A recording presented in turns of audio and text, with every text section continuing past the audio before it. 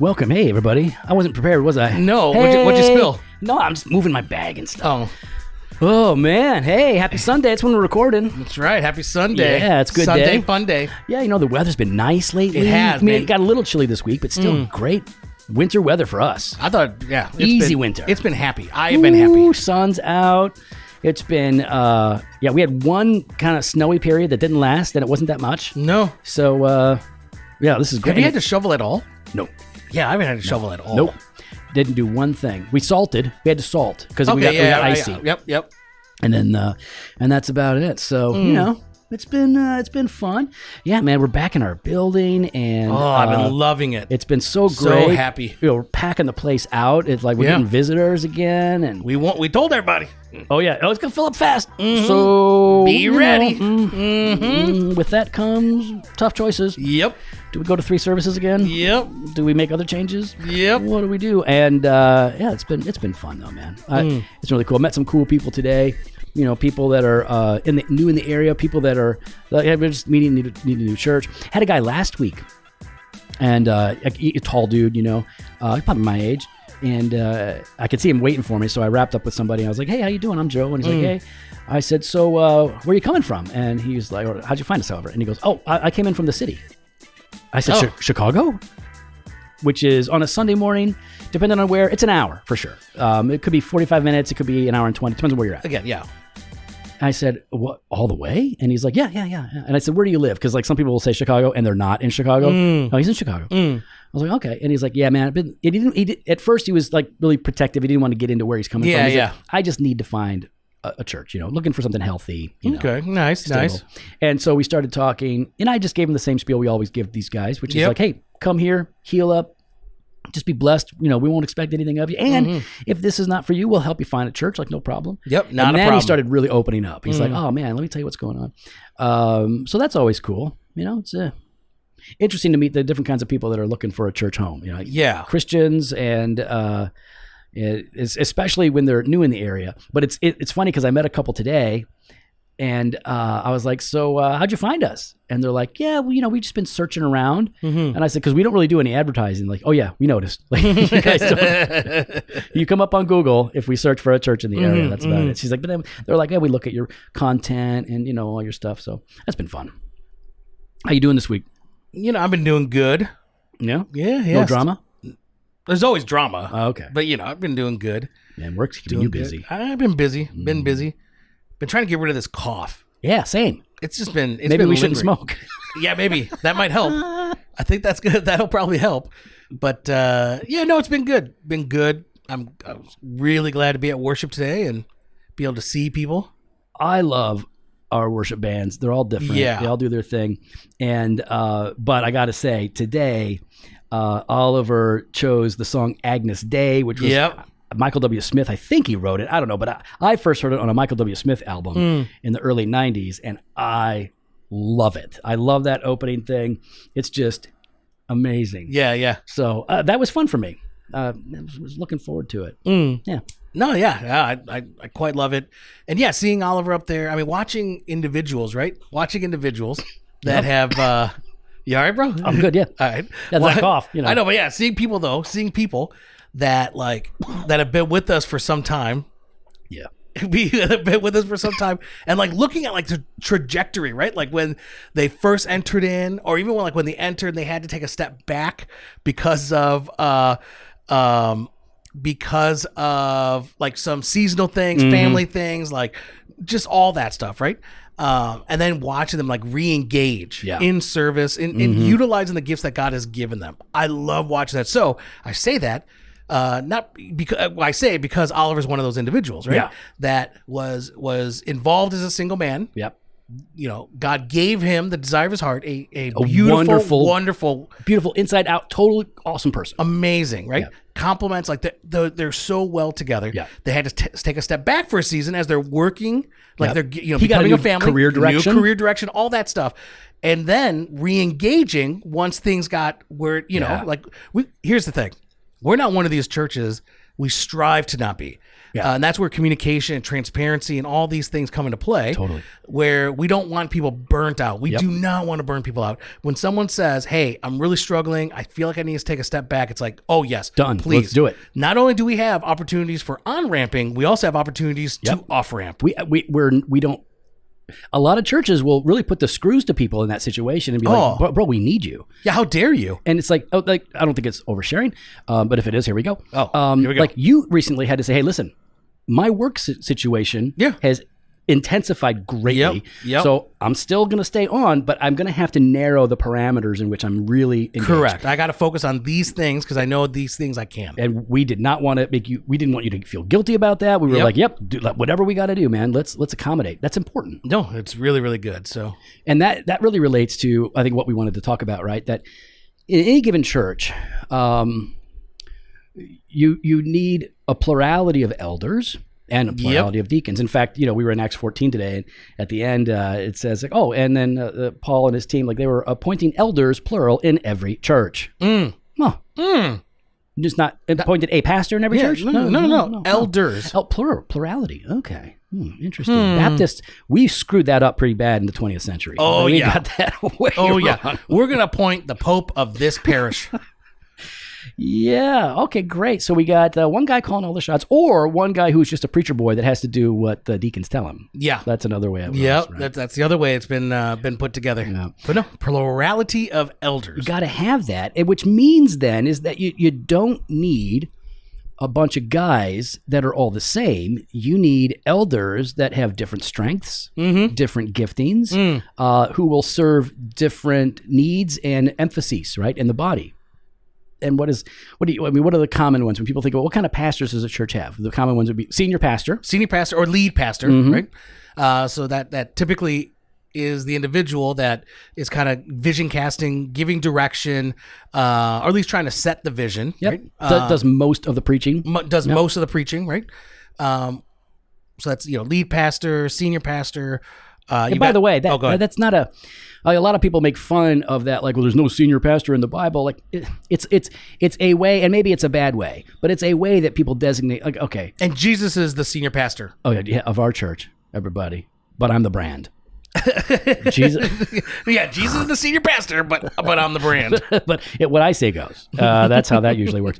But and maybe, like, really, like, preaching pastor, it would probably be a more effective title for me, like a more specific title. That's mostly what I do. Yeah. And I don't have more authority than anybody else among the elders. No, you do not. But I could. No. If I wanted, I could take it. Not really. If I just asserted I am lead pastor. It's not going to work. Yeah. Well, you're not lead. You're follower pastor. I am not. I'm follower pastor. Oh, dang it. But it's just a way of saying, like, oh, this is the guy that you're likely to see the most of, right? Okay, so you got the senior pastor, lead pastor. What else do you typically have at a church? An associate pastor, right? And I'm just going to use that general for now, because I think we want to delve deeper into that. But we'll just say associate pastor, right? Some churches will have a youth pastor. Yep. Some others will have worship pastor. Children's pastor? Yep. Interesting. Seniors pastor. You're leaving one out. That's rather curious. Executive pastor. Oh, there it is. No, executive pastor, seniors pastor, young adults pastor. Okay, now you're talking big churches. If they start having those kind of pastors. I already said seniors, young adults.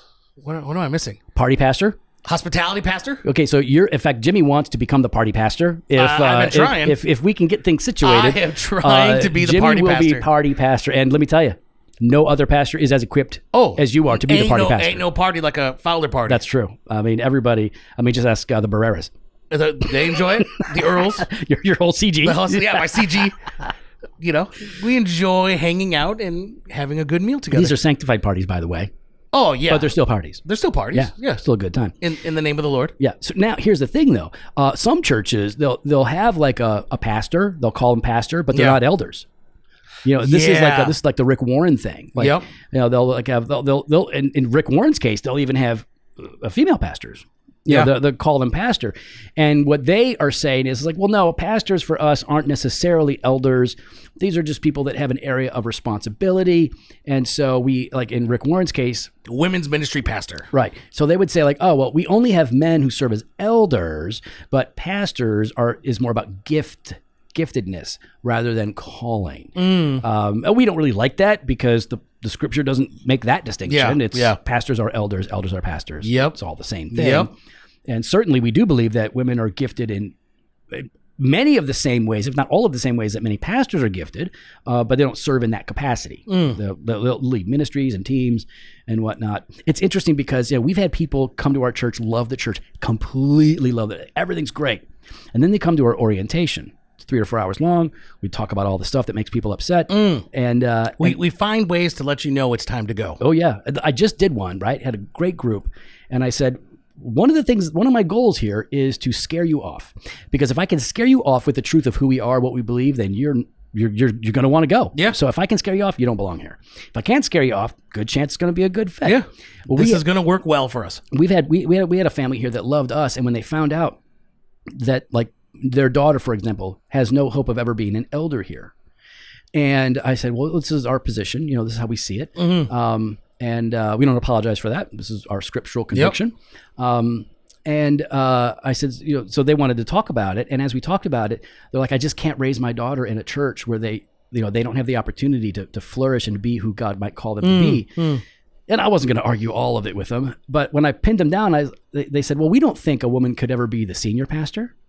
But they could be a pastor or an elder, but not the senior pastor.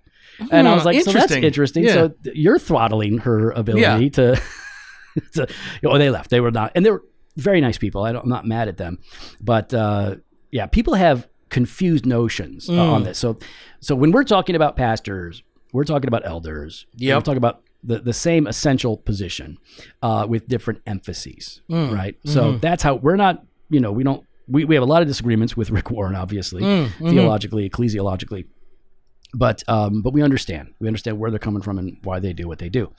But really, I think the question that is the conversation I think that's helpful is to talk about like what is most needed. Like let's just say you're a small church, or maybe you're a church plant.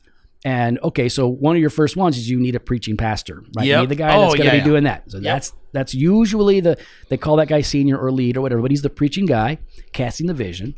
He's starting. What's the next hire? Like because back in the day, there were different ways of approaching this. I feel like back in the day it was typically a hybrid of worship / youth.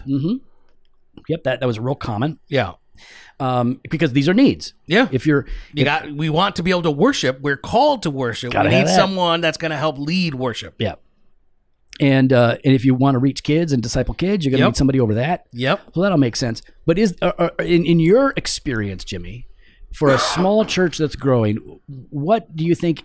And let's just admit, different situations. You might have a different call. But in general, what do you think is a good like second elder position to establish, whether that's paid or not, right? You're just like you're looking for elders as you're raising up. What's the next critical area? So for me, and this is I go between two, but I'm gonna edge out with one. I'm gonna edge out with an administration or executive pastor. Right.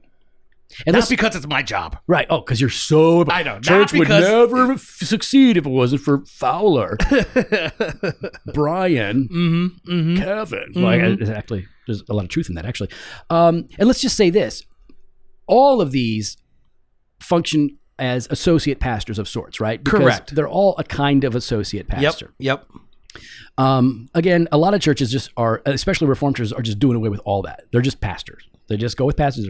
They're not doing associate or anything. But even then, they do have everyone. There's a pecking order. Yeah, not only pecking order. I'm not a pecking order because there's no authority. But hold on. But if we're all pastors, there's still the sense of the lead pastor still holds. Like I know we joke about you have no power, which is true. But there is, because you're the one that's typically up there. People follow. Like like your voice does carry some weight. Yeah. Right? But the other elders can shut that down. Exactly. So that's why I say it's not a pecking order. Yeah. But maybe so.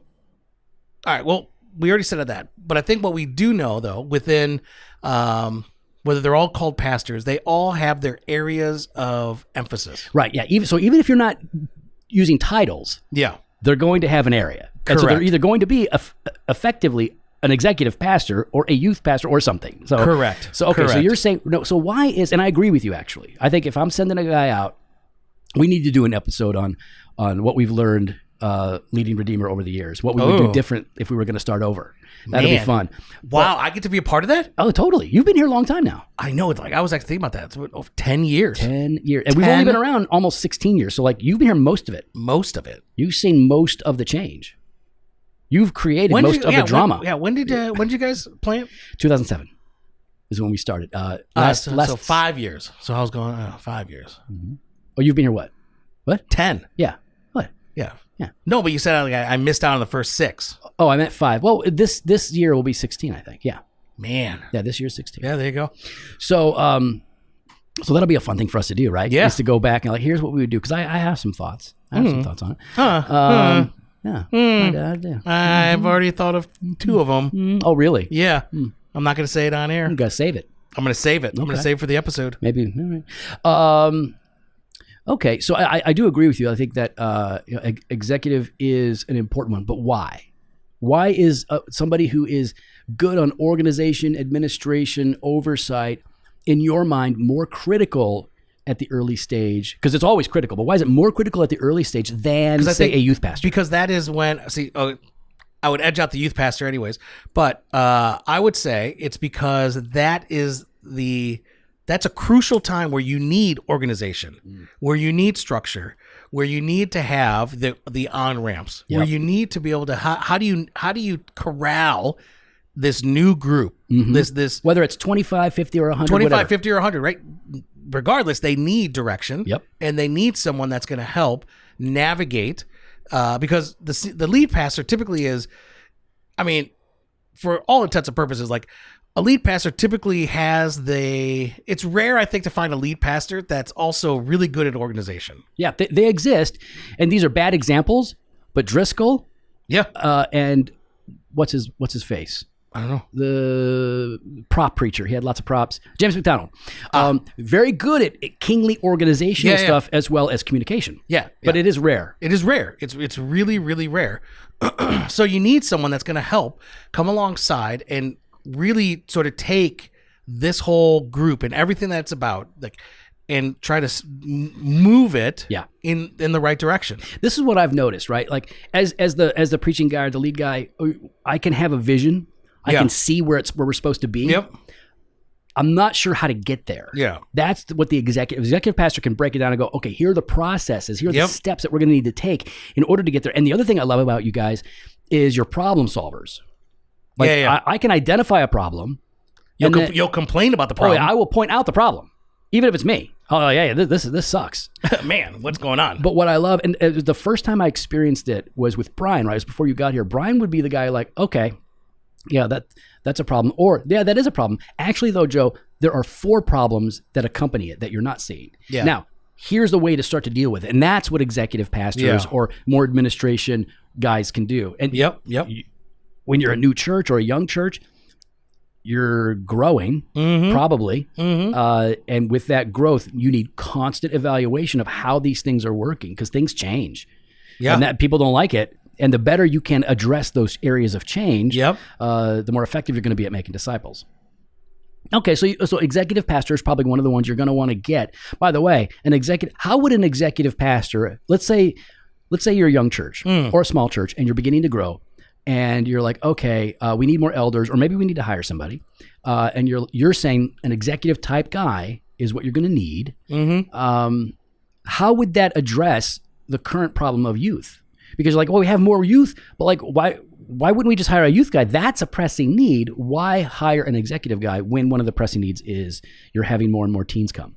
Yeah, but I think an executive guy is able to identify and to be able to get at least a rotation of volunteers. Yeah. To be able to help, get some sort of youth ministry going off the ground, right? Like, because a lot of that's just kind of taking people, getting the materials, getting the structure, and then I hate saying it like this because it's so simple, or it's simplistic, and it's not simplistic. It's not easy. It's not easy, but at that point, it's plug and play, right? It's all right, guys. Here's what it is. Here's what we're gonna do. Now let's do it. Here's the thing, like just to get real with us. Yeah. So you're doing that right now. We're like restructuring youth ministry and all that. One of the areas that we need to address is like college. Because from time to time we're not close to a college. We're relatively close, but it's enough of a distance where most college students don't make it out our way. They oftentimes don't have cars, or we're just not close enough. So, but from time to time we do start to get an influx, a small group, and they'll typically stay. They'll be with us for their years, but we don't have something for them. And I know a lot of people are going to say, well, just plug them into a small group. Yes, that's great, but there really is something important about having something that hits people at these particular seasons. And college is a very specific season. We need to start, because we're starting to have some college kids come in again. Yeah. And these like Liam, for example, on fire, loves Jesus, ready to go, hungry to learn. Like a lot of us were at that age. And like, I want him to flourish. So we got to start thinking about like, okay, so how do we do that? And so that's another. So I totally agree with you. All right, so let's say you've got an executive guy who's coming on and he's doing that stuff. And what would be another important hire, or another elder to add to that team? Yeah, I mean, I think I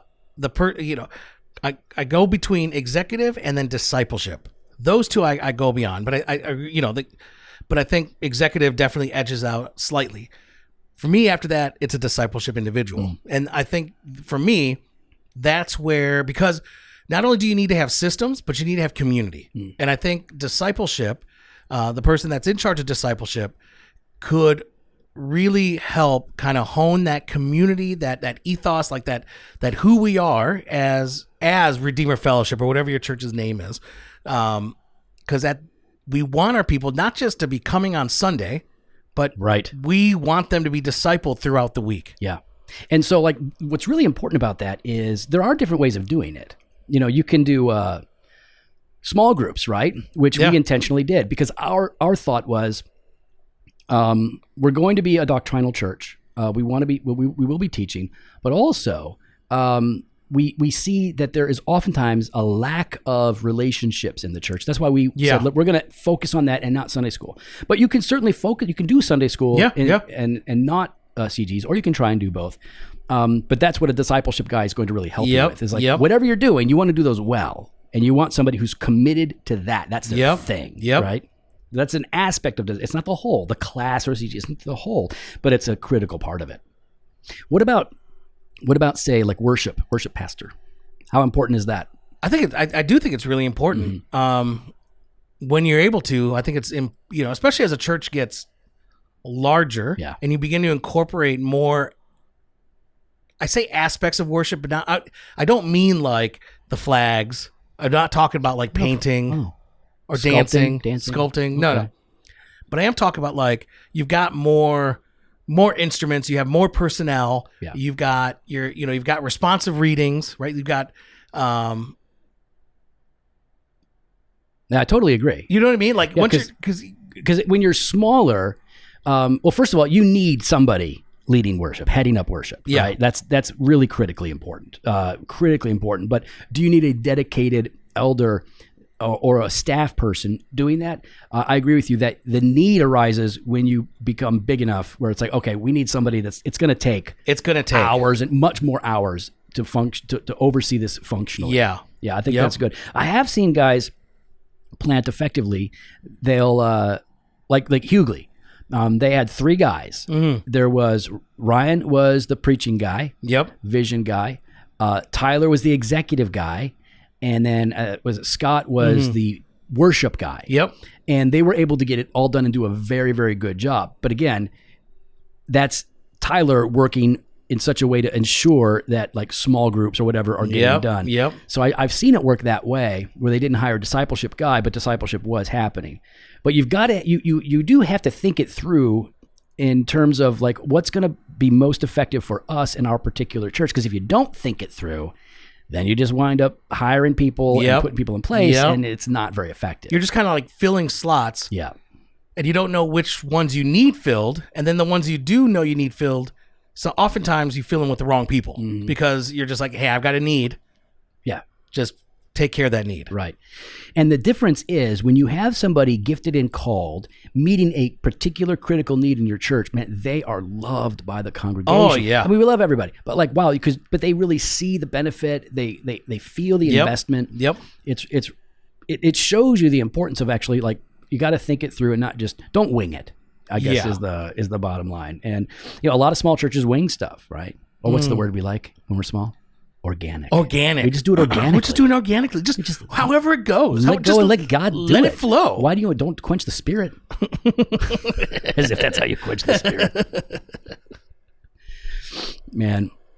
So in your experience, when you're looking back at Redeemer, at your past church experiences, when a person comes to you and they're like, hey, man, I see a weakness in my church, and it has to do with elders and how they're functioning. Right? They're not unbiblical. They're godly men. Everything's great, but they're not being effective. Right?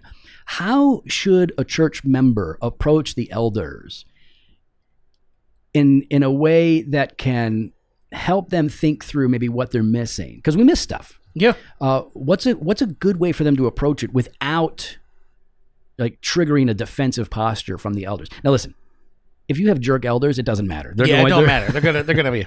But let's assume these are good people. What do you think is a good way for people to approach elders to say, hey, listen, I think we're weak here, or I think we need to do better in this area.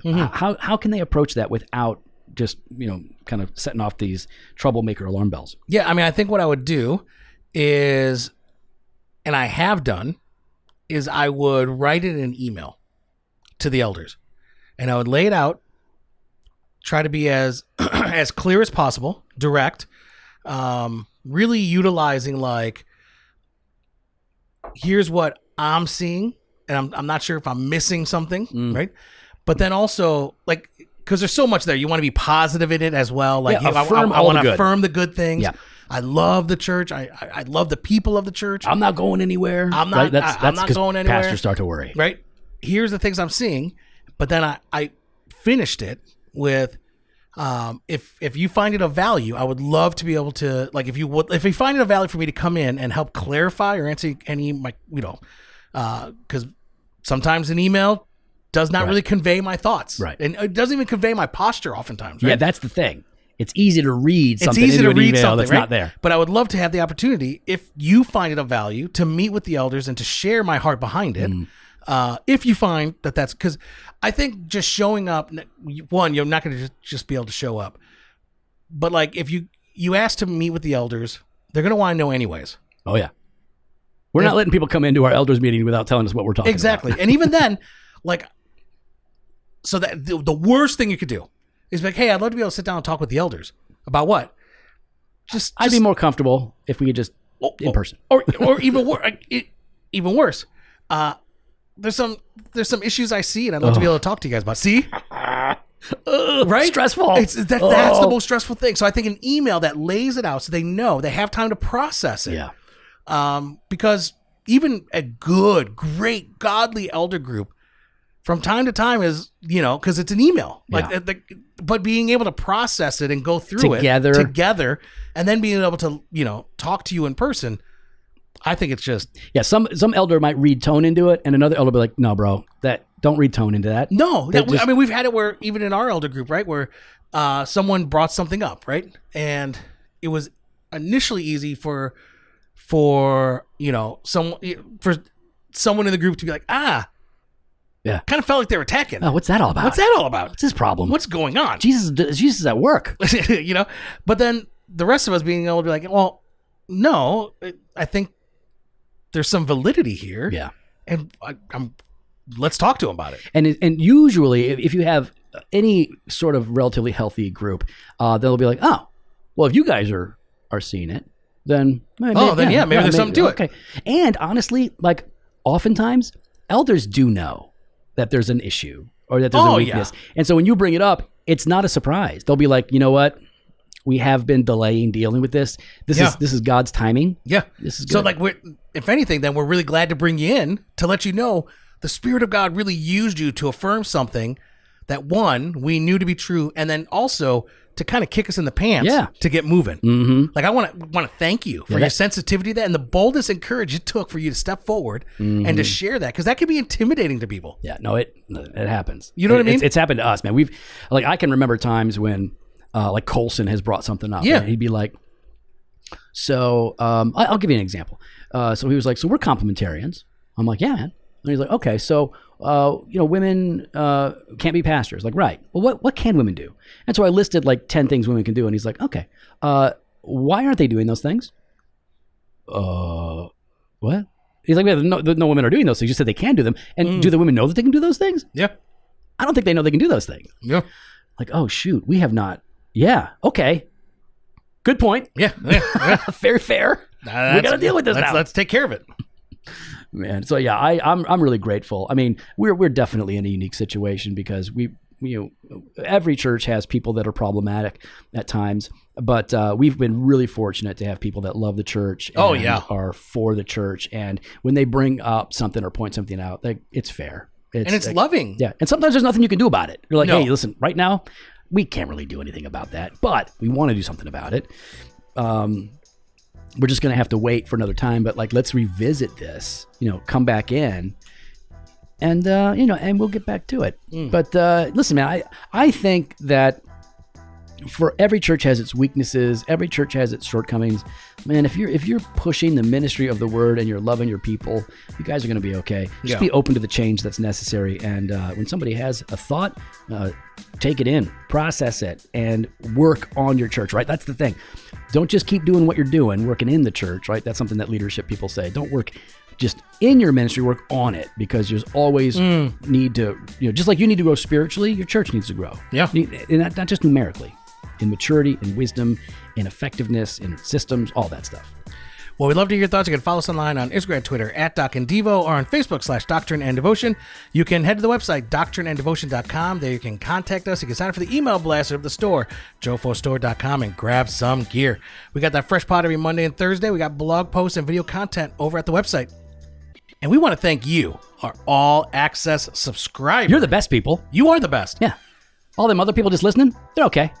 I mean, we love everybody. Yeah, but we love you more. A little bit. Yeah, You're helping us to do this stuff. Yeah. Mm-hmm. This has been your Banter of Truth.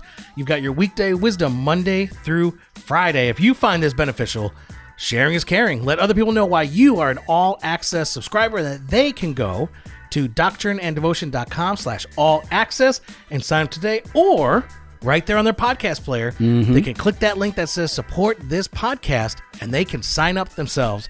Later.